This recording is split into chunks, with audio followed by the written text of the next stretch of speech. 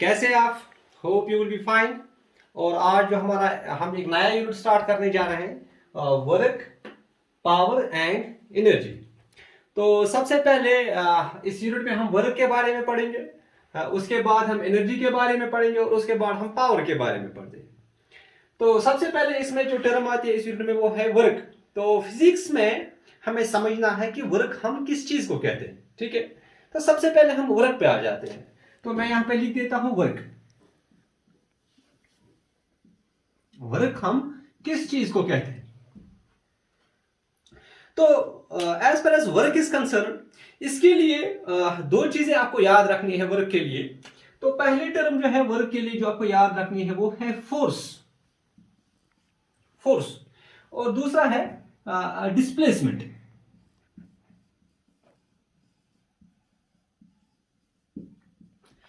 तो मान लो हमारे पास अगर एक बॉडी है, उस बॉडी पे हम फोर्स अप्लाई कर रहे हैं और उस फोर्स से क्या हो रहा है, इस बॉडी में डिस्प्लेसमेंट हो रहा है। डिस्प्लेसमेंट हो रहा है इस बॉडी में along the direction of force. तो उस टाइम हम कहते हैं फिजिक्स में हमने वर्क की। तो एक बॉडी है हमारे पास, मान लो हमारे पास एक बॉडी है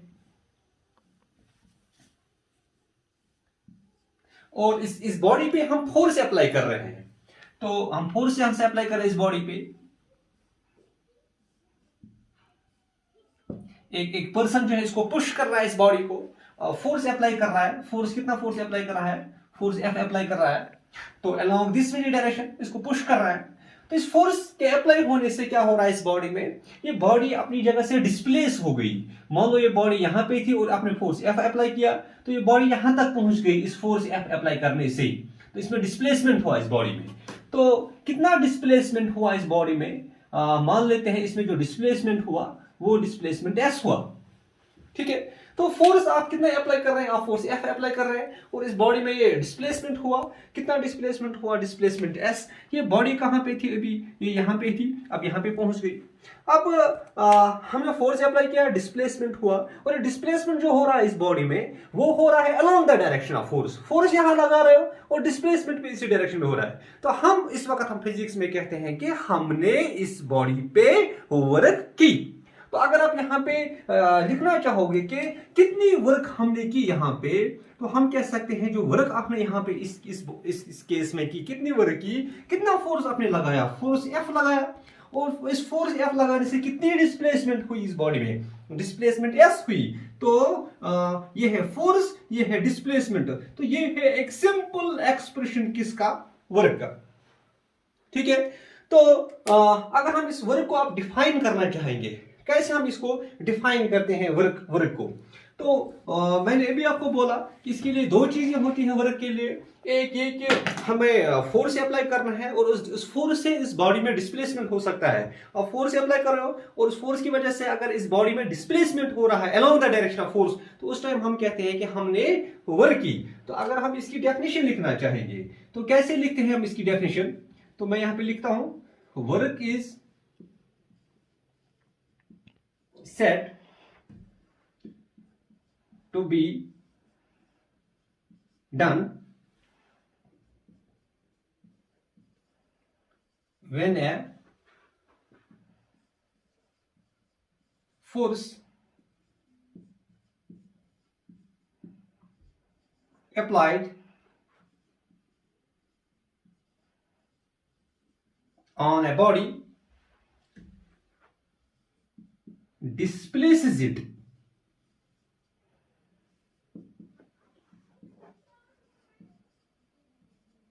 through a certain distance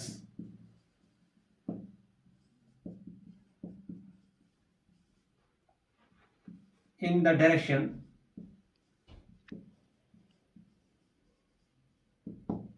of applied force।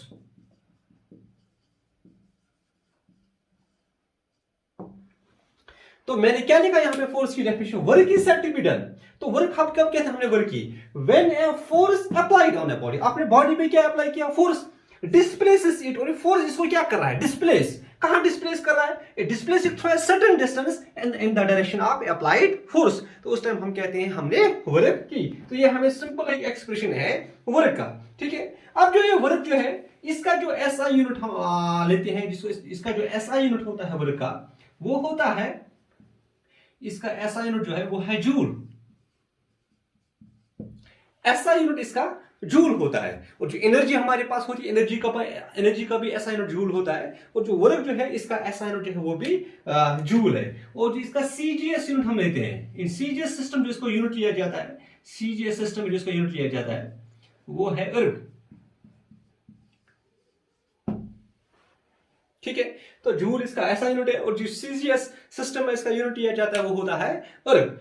तो हम कब कह सकते हैं कि हमने 1 जूल वर्क की? तो 1 जूल, इस 1 जूल की हम पहले डेफिनेशन लिखते हैं। हम कब कह सकते हैं कि हमने एक बॉडी पे 1 जूल वर्क की? तो हम 1 जूल की डेफिनेशन लिख देते हैं।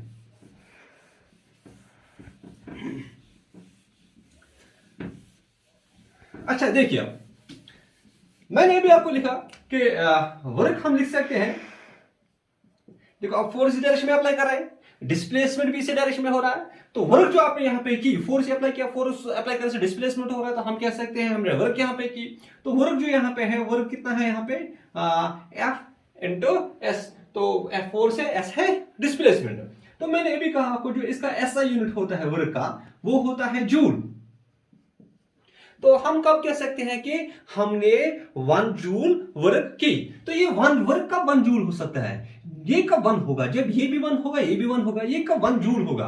1 जूल वर्क हम किसके, कब हम लिख सकते हैं 1 जूल? तो ये हम लिख सकते हैं अगर आपने इस बॉडी पे यहां पे फोर्स अप्लाई किया, कितना? 1 न्यूटन, 1 न्यूटन फोर्स अप्लाई कर रहे हो, 1 न्यूटन फोर्स अप्लाई कर रहे हैं। इस 1 न्यूटन अप्लाई करने से इस बॉडी में जो डिस्प्लेसमेंट हो रहा है वो हो रहा है 1 मीटर। तो डिस्प्लेसमेंट के बदले क्या लिखना है? 1 मीटर, ठीक है। तो 1 मीटर डिस्प्लेसमेंट हो रहा है। तो उस वक्त हम कहते हैं कि हमने इस बॉडी पे 1 जूल वर्क की। तो क्या कह रहा हूं मैं? फोर्स हमने अप्लाई किया 1 न्यूटन।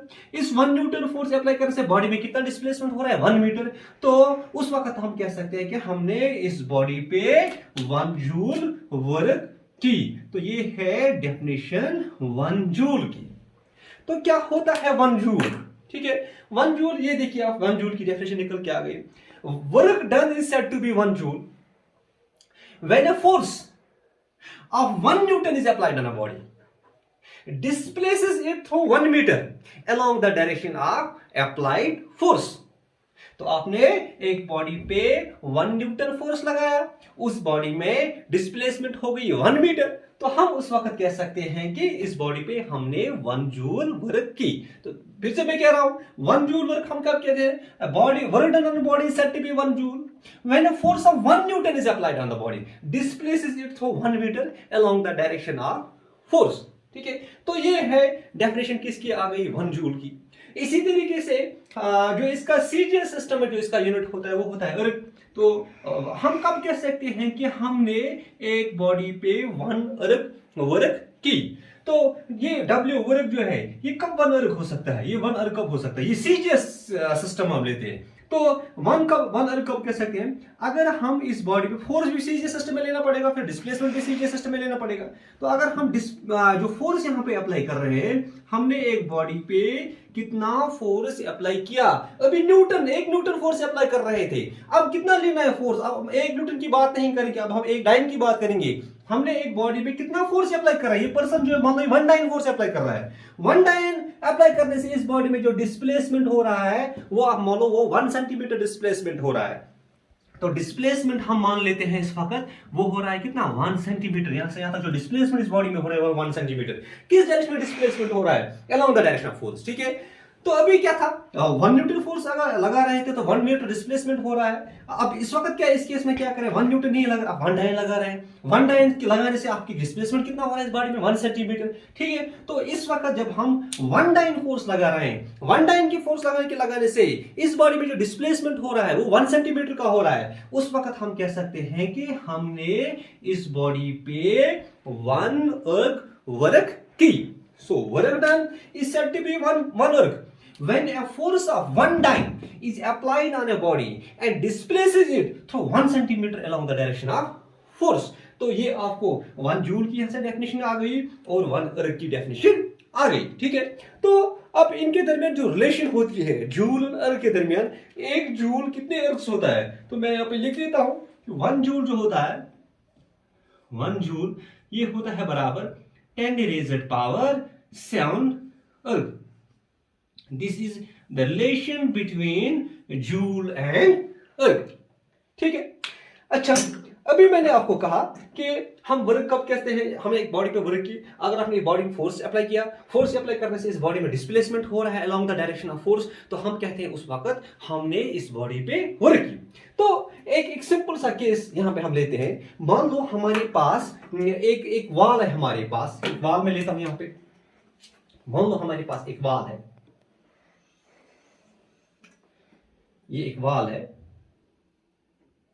कहीं पे एक दीवार खड़ी है, एक वॉल कहीं पे खड़ा है, तो एक पर्सन इस वॉल को पुश कर रहा है। तो पुश जब कर रहा है इसका मतलब फोर्स अप्लाई कर रहा है, एक पर्सन इसको पुश कर रहा है, इस वॉल को ऐसे पुश कर रहा है।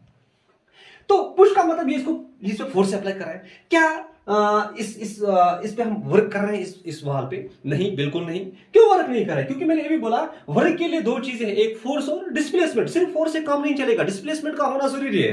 अब देखो, आप एक पर्सन इस वॉल पे फोर्स अप्लाई कर रहा है, इस डायरेक्शन में इसको पुश कर रहा है, तो क्या ये वॉल अपनी जगह डिस्प्लेस होगी? नहीं, बिल्कुल नहीं होगी।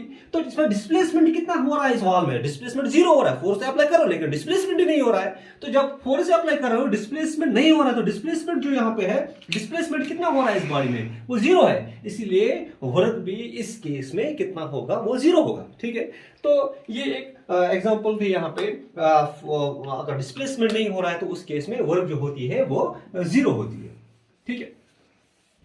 अच्छा, अभी जो मैंने ये एक सिंपल सा केस आपको दिखाया था यहाँ पे कि अगर हम एक बॉडी में फोर्स अप्लाई कर रहे हैं, उसमें डिस्प्लेसमेंट हो रहा है, और डिस्प्लेसमेंट और फोर्स जो थे ये दोनों क्या थे? ये एक ही डायरेक्शन में थे। तो अब कभी कभी क्या होता है, अगर हम किसी बॉडी पे फोर्स अप्लाई कर रहे हैं तो ये जरूरी नहीं है कि जिस डायरेक्शन में आप फोर्स अप्लाई कर रहे हो उसी डायरेक्शन में उस बॉडी में डिस्प्लेसमेंट होगी। तो आप यहां पे समझ सकते हो इस फिगर से, इस डायग्राम से आप समझ सकते हो। मान लो हमारे पास एक बॉडी है, इस बॉडी पे हम क्या कर रहे हैं? इस बॉडी पे हम फोर्स अप्लाई कर रहे हैं, इस डायरेक्शन में हम फोर्स लगा रहे हैं, फोर्स एफ लगा रहे हैं, ठीक है। अब जब आपने फोर्स अप्लाई इस बॉडी पे किया, क्या ये जरूरी है कि इसी डायरेक्शन में डिस्प्लेसमेंट होगी? नहीं, बिल्कुल नहीं। ये जरूरी नहीं होता है कि जिस डायरेक्शन में आप फोर्स लगा रहे हैं उसी डायरेक्शन में डिस्प्लेसमेंट होगी। एग्जांपल में आपको कह सकता हूं, हमारे पास जो रोलर होता है, रोलर जो होता है, लॉन्ग रोलर हमारे पास होता है, तो अगर हम एक रोलर पे सपोज हम उसको पुल कर देते हैं इस डायरेक्शन में, खींच लेते हैं इस डायरेक्शन में, तो वो इस डायरेक्शन में मूव नहीं करता है। ये हॉरिजॉन्टल सरफेस होती है, ग्राउंड होता है, तो वो इस डायरेक्शन में मूव करता है। ऐसे चलते चलते इस डायरेक्शन में मूव करता है। फोर्स यहां लगा रहे हो, डिस्प्लेसमेंट यहां हो रहा है। तो यहाँ पे जो है ये फोर्स और डिस्प्लेसमेंट सेम डायरेक्शन में नहीं होते, ठीक है।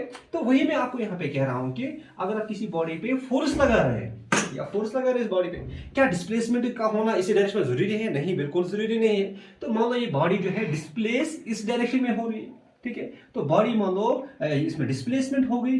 क्यों डिस्प्लेसमेंट हो गई? ये फोर्स लगाने से, और ये बॉडी डिस्प्लेस होते होते होते होते यहां पे पहुंच गई, तो ये बॉडी यहां पे पहुंच गई, ठीक है।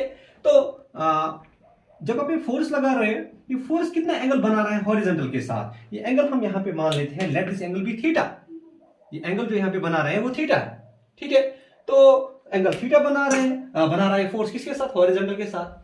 तो आप देखिए, फोर्स आप इस डायरेक्शन में लगा रहे हैं, डिस्प्लेसमेंट इस डायरेक्शन में हो रहा है। आया समझ? तो कितना डिस्प्लेसमेंट यहां पे हो रहा है? Let this displacement be S. Displacement S हो रहा है, फोर्स एफ लगा रहे हैं, तो ये दोनों इस वक्त सेम डायरेक्शन में नहीं है।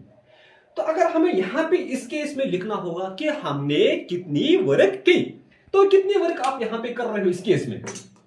देखिए, यहां पे हम इस केस में क्या करेंगे, हम जो है ये फोर्स जो है इसको आप रिजॉल्व करोगे, हम इसको रिजॉल्व कर देते हैं, we will resolve this force into its components, we have already stated it this resolution of vector we have already stated it. तो हम इस फोर्स को यहाँ पे रिजॉल्व कर देते हैं। Let us resolve this force into its component. We will have two components here. One is cos component, that's the horizontal component, and second one is the sin component, that's the vertical component.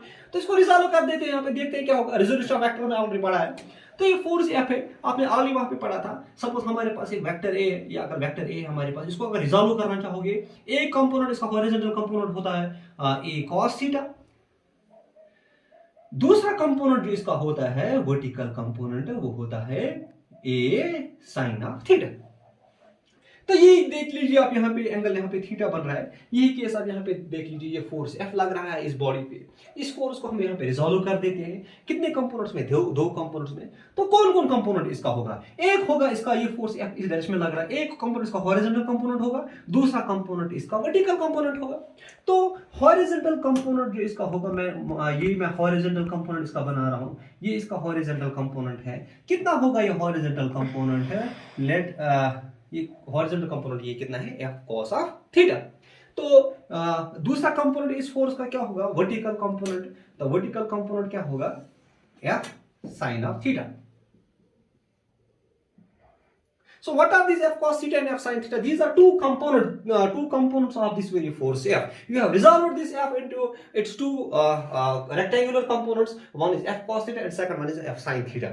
अब अगर आप यहाँ पे work का expression लिखना चाहोगे, आपने body पे फोर्स एफ अप्लाई किया था इस डायरेक्शन में, इसमें डिस्प्लेसमेंट हुआ, डिस्प्लेसमेंट फोर्स यहाँ लगा रहे हो, डिस्प्लेसमेंट यहाँ पे हो रहा है। तो अगर आप यहाँ पे फोर्स का एक्सप्रेशन लिखना चाहोगे, कितनी वर्क का एक्सप्रेशन लिखना चाहोगे, कितनी वर्क आपने इस बॉडी पे की, ठीक है। अब सबसे पहले आपको देखना डिस्प्लेसमेंट कहाँ हो रहा है, डिस्प्लेसमेंट यहाँ हो रहा है, ठीक है। अब एफ को आपने रिजॉल्व किया दो कंपोनेंट्स में, एफ कॉस थीटा और एफ साइन थीटा। तो कौन सा कंपोनेंट यहाँ पे ऐसा है जो रेस्पॉन्सिबल है फॉर डिस्प्लेसमेंट। तो चलो हम सबसे पहले हम एफ साइन थीटा की बात करेंगे। देखो एफ साइन थीटा की डायरेक्शन ये है, ये कंपोनेंट वर्टिकल कंपोनेंट है, ये है इसकी डायरेक्शन। क्या ये रेस्पॉन्सिबल है इस डिस्प्लेसमेंट के लिए? नहीं, बिल्कुल नहीं, क्योंकि एफ साइन थीटा इस डायरेक्शन में लग रहा है, डिस्प्लेसमेंट यहां हो रहा है। तो this component is not responsible for displacement. तो अब आप देख लीजिए, इस डायरेक्शन में जब डिस्प्लेसमेंट हो रहा है, इस डायरेक्शन में कौन सा कंपोनेंट है, F cos theta. That means this component F cos theta it is responsible for displacement. इसकी वजह से तो डिस्प्लेसमेंट हो रही है, ठीक है। तो अगर आप इस केस में वर्क लिखना चाहोगे, वर्क कितनी होगी यहाँ पे, तो कौन सा कंपोनेंट है रेस्पॉन्सिबल फॉर डिस्प्लेसमेंट, है एफ कॉस थीटा। जिस डायरेक्शन में डिस्प्लेसमेंट हो रही है उस डायरेक्शन में कौन सा कंपोनेंट है, एफ कॉस थीटा। तो वर्क अगर इस केस में लिखना चाहोगे तो कौन सा कंपोनेंट लेना पड़ेगा यहाँ पे वर्क के लिए, वो लेना पड़ेगा F cos theta. F sine theta नहीं ले सकते हो, एफ साइन थीटा ऊपर जा रहा है, डिस्प्लेसमेंट इस डायरेक्शन में जा रही है, तो that component is not responsible for displacement. तो कौन सा कंपोनेंट रेस्पॉन्सिबल फॉर डिस्प्लेसमेंट, वो है एफ कॉस ऑफ थीटा। और इस कंपोनेंट जब along the direction of displacement है, तो डिस्प्लेसमेंट कितनी हो रही है, डिस्प्लेसमेंट ऐसा हो रही है, ठीक है। तो विच इंप्लाइज दैट हम यहाँ पे लिखना चाहेंगे वर्क जो यहाँ पे है, वर्क, हाँ यहाँ पे आप इस वर्क की अगर आप डेफिनेशन लिखना चाहोगे, देखिए वर्क कितना है यहाँ पे, एफ कॉस थीटा, ये कौन सा हॉरिजॉन्टल कंपोनेंट ऑफ वर्क है, फोर्स है, और है मल्टीप्लाइड बाय डिस्प्लेसमेंट। तो अगर आप यहाँ पे वर्क की डेफिनेशन लिखना चाहेंगे तो वर्क कितना होता है, वर्क एक्चुअली यहाँ पे इस इक्वेशन से देख सकते हैं, वर्क क्या होता है actually, work is the product. अब देखिए दो चीजें प्रोडक्ट में कौन कौन, एफ कॉस थीटा और एस। और एफ कॉस थीटा क्या है, ये है कंपोनेंट ऑफ फोर्स। ये कहां पे है कंपोनेंट, ये कंपोनेंट किस डायरेक्शन में, along the direction of displacement. It is और वर्क क्या होता है, it is the product of component of force, this is the component of force along the direction of displacement and multiplied by displacement, ठीक है। तो जब आप component of force, वो वाला component force का जो किस डायरेक्शन में लग रहा है, डिस्प्लेसमेंट की डायरेक्शन में लग रहा है, उसको मल्टीप्लाई करिएगा किसके साथ, डिस्प्लेसमेंट के साथ, बाय इनटू डिस्प्लेसमेंट के साथ, तो आपको यहां से क्या निकल के आ जाती है, आपको यहां से वर्क निकल के आ जाती है, ठीक है। तो देखिए अब यहां पे अगर आप लिखना चाहेंगे हम W is equal to F, S को हम यहां पे लिख देते हैं एफ एस, उसके बाद क्या आ रहा है यहाँ पे कॉस ऑफ थीटा। ये है वर्क का expression, F S cos of theta, ठीक है। तो अब देखिए फोर्स जो होता है ये वेक्टर होता है, डिस्प्लेसमेंट जो है ये भी वेक्टर होता है। अगर हम इसको यहाँ पे, ये भी वेक्टर है, ये भी वेक्टर है, ठीक है। ये यहाँ पे अगर हम वर्क को लिखना चाहेंगे, ठीक है। आपने ऑलरेडी जब हम डॉट प्रोडक्ट पढ़ रहे थे वेक्टर्स में, जब हम डॉट प्रोडक्ट पढ़ रहे थे वेक्टर्स का, तो मैंने उस दिन आपको पढ़ाया था जब हमारे पास दो वेक्टर्स होते हैं, ए वेक्टर और बी वेक्टर, जब इनका डॉट प्रोडक्ट किया जाता है दो वेक्टर्स का, A vector dot dot B vector, इसको डॉट प्रोडक्ट कहा जाता है या इसको स्केलर प्रोडक्ट कहा जाता है। तो A vector dot B vector कितना होता है, वो होता है बराबर A B cos of theta. ठीक है, अब सिमिलरली आप यहां पे देख लीजिएगा, यहां पे क्या है, वहां पे हम लिख रहे थे A B cos of theta, तो यहां पे इसके बदले क्या है, ए बी के बदले यहां पे एफ एस है। देखिए एफ, ए के बदले एफ है, बी के बदले यहां पे एस है, cos of theta, F S cos of theta. तो क्या ये किसके बराबर आप लिख सकते हैं, F vector dot S vector. तो यहाँ पे जो है W जो वर्क डन है हमारे पास वो कितना है, F S cos of theta. तो इसको आप लिख सकते हैं यहाँ पे, ये किसके बराबर होगा, F vector dot S vector. अब देख लीजिए वर्क डन हमारे पास किसके बराबर आ गई, वर्क डन जो है ये है dot product of force and displacement. तो यहां पे आप इस इक्वेशन से देख सकते हैं कि वर्क डन जो होती है, वर्क डन ये dot product of force and displacement के बराबर होती है। तो वर्क डन मैं यहां पे लिख सकता हूं, work done by a force is equal to dot product, इसका दूसरा नाम आप क्या सकते हैं, स्केलर प्रोडक्ट। डॉट प्रोडक्ट किसका, फोर्स एंड डिस्प्लेसमेंट। तो जब आप फोर्स और डिस्प्लेसमेंट का डॉट प्रोडक्ट करते हैं तो हमें कौन सी क्वांटिटी निकल के आ जाती है, हमें वर्क निकल के आ जाती है। ठीक है, अब देखिए मैंने आपको उस दिन कहा था, देखिए ये फोर्स क्या है, ये वेक्टर है, डिस्प्लेसमेंट क्या है, वेक्टर है। इन दो वेक्टर्स का हम कौन सा प्रोडक्ट कर रहे हैं, यहाँ पे डॉट प्रोडक्ट कर रहे हैं। तो मैंने आपको ऑलरेडी पढ़ा, जब हम दो वेक्टर्स का डॉट प्रोडक्ट करते हैं, जो क्वांटिटी वहां से निकल के आ जाती है डॉट प्रोडक्ट करके, वो स्केलर क्वांटिटी होती है। अब इन दो वेक्टर्स को आपने डॉट प्रोडक्ट किया तो आपको कौन सी क्वांटिटी निकल के आ गई, वर्क। तो ये कौन सी क्वांटिटी होती है, ये स्केलर क्वांटिटी होती है। तो आज के बाद आप क्या याद रखिएगा, जो वर्क होती है ये एक्चुअली एक स्केलर क्वांटिटी होती है। वर्क जो है ये एक स्केलर क्वांटिटी है। तो कैसे ये वर्क निकाला जाता है, it's given by the dot product of force and displacement. ठीक है, अच्छा अब जो वर्क का एक्सप्रेशन आपको आया, dot product of force and displacement. Force जो है ये एक वेक्टर है, डिस्प्लेसमेंट जो है ये भी एक वेक्टर है। इस फोर्स को अगर हम रेक्टेंगुलर कंपोनेंट्स में लिखेंगे, लिख सकते हैं, बिल्कुल लिख सकते हैं। देखो वर्क हमने लिखी, मैंने लिखा जो वर्क जो है ये किसके बराबर आया, dot product of force and displacement. ठीक है, तो मैं अगर यहां पे लिखूंगा वर्क डन, देखो अगर हम इसको कंपोनेंट्स में लिखना चाहेंगे, कंपोनेंट्स में फोर्स, देखो फोर्स जो है इसको आप रेक्टेंगुलर कंपोनेंट्स में आराम से लिख सकते हैं। तो रेक्टेंगुलर कंपोनेंट्स में अगर इसको लिखना चाहेंगे, इसके तीन कंपोनेंट्स होंगे। किसी भी वेक्टर को आप कंपोनेंट्स में लिख सकते हैं, जैसे मैं आपने ऑलरेडी पढ़ा, अगर आप हमारे पास एक वेक्टर ए है, इसको कंपोनेंट्स में लिख सकते हैं। कौन कौन सा कंपोनेंट, एक कंपोनेंट इसका होता है ए एक्स होता है अलोंग एक्स एक्सिस, आई कैप में यहाँ पे लिख रहा हूँ यूनिट वेक्टर। दूसरा कंपोनेंट इसका ए वाई होता है, जे कैप, जे यूनिट वेक्टर है अलोंग वाई एक्सिस। और तीसरा कंपोनेंट इसका ए जेड होता है। तो ये जब हम रेजोल्यूशन वेक्टर पढ़ रहे थे, मैंने उस दिन आपको पढ़ाया था कि ये एक वेक्टर है हमारे पास, ए वेक्टर, इसको आप तीन कंपोनेंट्स में लिख सकते हैं, A X, A Y, A Z. What are this A X, A Y, A Z? These are actually three rectangular components of this very vector A. तो आपने इस ए वेक्टर ए को रिजॉल्व किया इन तीन कंपोनेंट्स में। सिमिलरली आप ये जो फोर्स यहाँ पे है इसको आप रिजॉल्व कर सकते हो कंपोनेंट्स में, तीन कंपोनेंट्स में। तो कौन कौन सा कंपोनेंट होगा, एक होगा एफ एक्स आई कैप, दूसरा होगा एफ वाई, तीसरा जो होगा वो होगा F Z. So what are these F X, F Y and F Z? These are actually three rectangular components, three components of this vector F. ठीक है, तो सिमिलरली ये फोर्स जो है इसको भी सॉरी ये डिस्प्लेसमेंट जो है इसको भी आप कंपोनेंट्स में लिख सकते हो, आराम से लिख सकते हैं। इसको भी हम तीन कंपोनेंट्स में लिखते हैं, रेक्टेंगुलर, थ्री रेक्टेंगुलर कंपोनेंट्स में हम इसको लिख देते हैं यहाँ पे। तो वेक्टर एस जो है, ये डिस्प्लेसमेंट जो है, इसको आप तीन कंपोनेंट्स में लिखिएगा यहाँ पे। तो इसका कंपोनेंट क्या है, एक कंपोनेंट इसका एक्स मान लो, दूसरा कंपोनेंट इसका वाई मान लो, तीसरा कंपोनेंट इसका जेड मान लो। So what are the X Y Z? These are three rectangular components of the displacement S. ठीक है, तो अब जो वर्क डन जो है, वर्क जो हमने अभी लिखा, ये dot product of force and displacement होता है। तो अब हम इस वर्क को लिख देते हैं यहाँ पे इन terms of rectangular components of force and displacement. तो यहाँ पे जो वर्क का एक्सप्रेशन हम लिखना चाहेंगे, देखिए वर्क अगर हम लिखना चाहेंगे तो फोर्स जो है, फोर्स को अब हम किस में लिखेंगे, इन टर्म्स ऑफ कंपोनेंट्स। तो फोर्स के बदले ये लिखेंगे F X F Y F Z. तो यहाँ पे मैं फोर्स के बदले लिख देता हूँ F of X plus F of Y plus F of Z. तो ये आ गए फोर्स के तीन कंपोनेंट्स। हमें यहाँ पे फोर्स एफ लिखा था, इसके बदले हमने इसके तीन कंपोनेंट्स लिखे, ठीक है। तो इसको भी फिर आगे क्या है, एक डॉट प्रोडक्ट है यहाँ पे। इसको डॉट प्रोडक्ट किसके साथ करना है, डिस्प्लेसमेंट के साथ। अब डिस्प्लेसमेंट को भी आपने किस पे लिखा है, इन टर्म्स ऑफ कंपोनेंट्स। हम डिस्प्लेसमेंट के कंपोनेंट्स लिख देते हैं यहाँ पे। ये डिस्प्लेसमेंट का कंपोनेंट है एक्स, डिस्प्लेसमेंट का दूसरा कंपोनेंट है वाई, और ये डिस्प्लेसमेंट का तीसरा कंपोनेंट है जेड, ठीक है। तो अब हम, ये फोर्स है, ये डिस्प्लेसमेंट है, ये फोर्स के तीन कंपोनेंट्स है, ये डिस्प्लेसमेंट के तीन कंपोनेंट्स है। इनको डॉट प्रोडक्ट करिएगा, हम देखते हैं वर्क किसके बराबर आता है यहाँ पे। देखिए which implies that W is equal. अब जब हम देखो हमारे इस साइड में तीन टर्म्स है, यहाँ पे भी तीन टर्म्स, हम इनको डॉट प्रोडक्ट करेंगे। तो पहले इस एफ एक्स को, इसको पहले डॉट प्रोडक्ट किसके साथ करना है, एक्स वाई और जेड के साथ। फिर एफ वाई को, इसको डॉट प्रोडक्ट इन तीन टर्म्स के साथ हो जाएगा। उसके बाद एफ जेड को उठाना, इसको इन तीन टर्म्स के साथ डॉट प्रोडक्ट हो जाएगा। तो टोटल में हमारे पास 9 टर्म्स आ जाएंगे। आपने ऑलरेडी सीखा है डॉट प्रोडक्ट में। टोटल में हमारे पास यहाँ पे 9 टर्म्स आ जाएंगे। 9 में से 6 टर्म्स यहाँ पे 0 बन जाती है, ठीक है। तो अगर हम यहाँ पे लिखना चाहेंगे, हम डॉट प्रोडक्ट यहाँ पे करते हैं, इस एफ एक्स को हम पहले इसके साथ डॉट प्रोडक्ट करते हैं।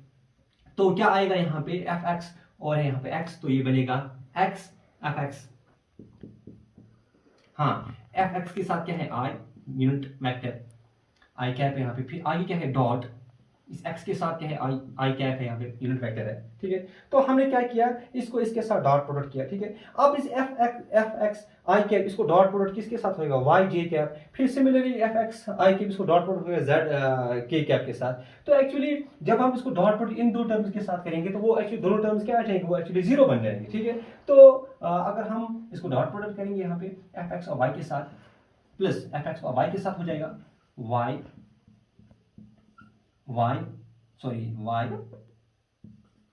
एफ ऑफ एक्स को वाई के साथ हो जाएगा। और एफ ऑफ एक्स के साथ क्या है, आई कैप, आगे क्या है डॉट, वाई के साथ क्या है जे कैप, ठीक है। टोटल में हमारे पास 9 टर्म्स आ जाएंगे, ठीक है। अब इसी F of x I cap co dot product करेंगे किसके साथ, जेड के कैप के साथ। तो एफ एक्स और जेड के साथ इसको डॉट प्रोडक्ट होगा जेड के कैप के साथ। तो ये है यहाँ पे जेड, तो यहाँ पे क्या है एफ ऑफ एक्स के साथ क्या है आई कैप, आगे क्या है डॉट, यहाँ पे क्या है इसकी जेड के साथ के कैप। तो ये फिलहाल हमारे पास कितने टर्म्स है, 1 2 3, ये इसकी तीन टर्म्स है। एफ ऑफ एक्स को आपने इसको आई आई कैप के साथ डॉट प्रोडक्ट किया, वाई जे कैप के साथ डॉट प्रोडक्ट किया, जेड के कैप से इसके साथ डॉट प्रोडक्ट किया, तो इसकी तीन टर्म्स आ गई। तो इसका काम हो गया एफ ऑफ एक्स का। अब यहाँ पे क्या रहेगा, एफ ऑफ वाई। अब इसका डॉट प्रोडक्ट होगा इन तीन टर्म्स के साथ। तो हम अब डॉट प्रोडक्ट करेंगे जिसको एफ ऑफ वाई जो है, एफ वाई जो है, एफ वाई जे कैप जो है, इसका डॉट प्रोडक्ट होगा अब इन तीन टर्म्स के साथ। तो एफ वाई जे कैप का डॉट प्रोडक्ट पहले हम किसके साथ करेंगे, आई एक्स आई कैप के साथ, ठीक है। तो एफ ऑफ वाई और एक्स, तो मैं यहाँ पे क्या लिख देता हूँ यहाँ पे एक्स एफ वाई, ठीक है। एफ ऑफ वाई के साथ क्या है, जे कैप डॉट एक्स के साथ क्या है, आई कैप, ठीक है। प्लस इस एफ ऑफ वाई का अब dot product, F of Y J cap का डॉट प्रोडक्ट किसके साथ हो जाएगा, ऑफ वाई जे कैप के साथ। अब इसका डॉट प्रोडक्ट इसके साथ हो जाएगा, ठीक है। तो यहाँ पे लिख देते हैं एफ ऑफ वाई और वाई है, तो वाई एफ वाई, इसके साथ यहाँ पे एफ वाई के साथ जे कैप है, फिर आगे डॉट है, तो इस वाई के साथ जे कैप है, ठीक है। फिर उसके बाद क्या होगा, इस एफ ऑफ वाई का डॉट प्रोडक्ट अब किसके साथ होगा, जेड की कैप के साथ, ठीक है। तो एफ ऑफ वाई और जेड है यहाँ पे, जेड एफ ऑफ वाई, तो एफ ऑफ वाई के साथ क्या है यहाँ पे जे कैप डॉट जेड के साथ क्या है के कैप। तो आ गए हमारे पास यहाँ तक कितनी टर्म्स, 1 2 3 4 5 6, इसकी तीन टर्म्स आ गई, इसकी तीन टर्म्स आ गई। अब इसकी तीन टर्म्स रह गई, ठीक है। तो अब एफ ऑफ जेड को उठा दीजिए, इसका डॉट एफ ऑफ जेड के कैप जो है, इसका डॉट प्रोडक्ट हो जाएगा इन तीन टर्म्स के साथ। तो यहाँ पे लिख देते हैं एफ ऑफ जेड के कैप डॉट प्रोडक्ट किसके साथ हो जाएगा, पहले एक्स आई कैप के साथ हो जाएगा। तो यहाँ पे मैं लिख देता हूँ विच इम्प्लाइज दैट एक्स और क्या है एफ ऑफ जेड के साथ क्या है के कैप, डॉट प्रोडक्ट हो जाएगा किसके साथ, आई कैप के साथ, यूनिट वेक्टर्स है एक्चुअली, ठीक है। उसके साथ एफ ऑफ जेड का किसके साथ, पहले इसके साथ हुआ, अब एफ ऑफ जेड का किसके साथ होगा, वाई के साथ, ठीक है। तो plus Y F of Z, अच्छा एफ ऑफ जेड के साथ क्या है के कैप अच्छा y के साथ क्या है, g क्या है, प्लस अब इस एफ ऑफ जेड का किसके साथ होगा, लास्ट जो टर्म बची यहाँ पे जेड के साथ, इसका जेड के क्या के साथ इसका डॉट प्रोडक्ट हो जाएगा। तो ये क्या है यहाँ पे जेड और एफ ऑफ जेड, ठीक है, एफ ऑफ जेड के साथ क्या है के क्या, डॉट प्रोडक्ट किसके साथ हो जाएगा, ये यहाँ पे है के क्या। तो अगर आप देख लेंगे यहाँ पे हमारे पास कितने टर्म्स आ गए, 1 2 3 4 5 6 7 8 9, so we have 9 terms here. इन 9 टर्म्स में से अगर आप देखेंगे 6 टर्म्स हमारे पास जो ये टर्म, ये वाली टर्म, ये वाली टर्म, ये टर्म, ये वाली टर्म और ये वाली टर्म, ये 6 टर्म्स जो है ये एक्चुअली किसके बराबर है, 0 के बराबर। तो ये आपने ऑलरेडी ये चीज एक्चुअली पढ़ी है, ये 6 टर्म 0 के बराबर है। अब हमारे पास जो है 9 में से 6 टर्म 0 है, तो तीन टर्म्स यहाँ पे 3 टर्म्स हमारे पास यहाँ पे बच जाती है। देखिए हम यहाँ पे लिख सकते हैं which implies that W work done जो है किसके बराबर है, x एफ ऑफ x, ठीक है। अब आई डॉट आई कितना होता है, वो 1 के बराबर होता है, ठीक है, आई डॉट आई 1 के बराबर है, x एफ x इंटू 1 तो x एफ x है, प्लस आई डॉट जे कितना होता है, वो 0 होता है, वो 0 होता है, तो पूरी टर्म यहाँ पे 0 बन गई। आई डॉट के वो कितना होता है, वो भी 0 होता है, ये टर्म भी 0 बन गई। जे डॉट आई कितना होता है 0, तो ये टर्म भी 0 बन गई। अच्छा जे डॉट जे कितना होता है, जे कैप डॉट जे कैप वो 1 होता है, तो 1 वाई एफ वाई इंटू 1 कितना होता है, वाई एफ वाई, ठीक है, प्लस जे डॉट के कितना होता है 0, तो ये पूरी टर्म 0 बन गई। के डॉट आई कितना होता है 0, तो ये पूरी टर्म 0 बन गई। और लास्ट टर्म जो सॉरी ये टर्म जो है के डॉट जे ये भी 0 होता है, तो लास्ट टर्म जो यहाँ पे बची के डॉट के कितना होता है 1, तो आगे क्या है जेड एफ जेड, तो प्लस है जेड एफ जेड, ठीक है। तो टोटल में हमारे पास अगर देख लीजिए 1 2 3 4 5 6 7 8 9 टर्म्स है, 9 में से 6 टर्म्स आपके पास 0 है, देखो 1 2 3 4 5 6 जीरोस है यहाँ पे, तो 3 टर्म्स यहाँ पे बच गए। कौन कौन से टर्म हमारे पास बचे, वर्क डन जो है किसके बराबर है, x F of x plus ये टर्म बच गई y F of y plus z F of z, तो ये 3 टर्म्स हमारे पास बच गई। तो ये आपको क्या निकला यहां से, ये हमें निकला work done in terms of rectangular components of force and displacement. तो हमने फोर्स को किस में लिखा, रेक्टेंगुलर कंपोनेंट्स में लिखा, डिस्प्लेसमेंट को भी कंपोनेंट्स में लिखा, उनको डॉट प्रोडक्ट किया, तो हमारे पास ये आया वर्क डन का एक्सप्रेशन। ओके